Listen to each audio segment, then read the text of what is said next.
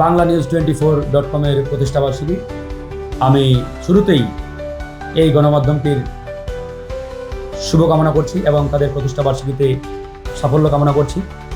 বিগত সময়ে বাংলানিউজ24.com যেভাবে বলিষ্ঠ কণ্ঠস্বরে ভূমিকায় লিপ্ত ছিলেন, দেশ ও জাতির সামনে সত্য বস্তুনিষ্ঠ সংবাদ প্রচারে বাধাহীন ছিলেন, নির্ভয়ে নির্বিঘ্নে জনগণের সামনে তারা সঠিক বস্তুনিষ্ঠ তথ্য হাজির করেছেন।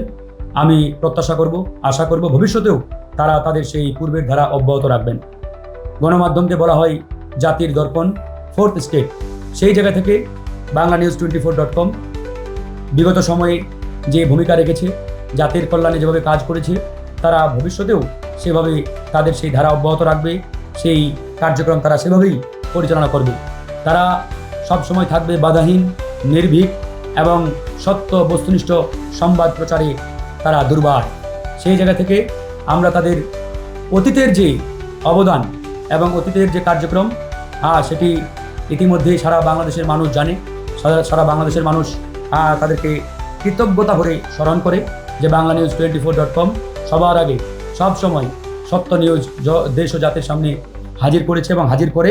তো সুতরাং ভবিষ্যতেও তারা তাদের সেই ধারাটি অব্যাহত রাখবে এবং সেই কার্যক্রম সুন্দরভাবে সুচারুরূপে তারা সেটি প্রচার করবে। এই বিষয়ে আমি এই গণমাধ্যমটির প্রতি সবসময় আহ্বান থাকবে আমার। গণ অধিকার পরিষদের পক্ষ থেকে এই গণমাধ্যমের আমি সুন্দর ভবিষ্যৎ কামনা করছি, তাদের কার্যক্রমের ভবিষ্যৎ কামনা করছি। একই সাথে এই গণমাধ্যমটির প্রধান সম্পাদক এবং অন্যান্য যারা কুশীলব রয়েছেন, যারা এর সাথে জড়িত রয়েছেন, আমি সকলের সুস্বাস্থ্য কামনা করছি, উজ্জ্বল ভবিষ্যৎ কামনা করছি। একই সাথে এই গণমাধ্যমটির উজ্জ্বল ভবিষ্যৎ কামনা করছি, যাতে ভবিষ্যতে এই গণমাধ্যমটি জাতির কর্ণধার হয়ে জনগণের সামনে তাদের যে ধারাবাহিক কার্যক্রম সেটি অব্যাহত রাখতে পারে।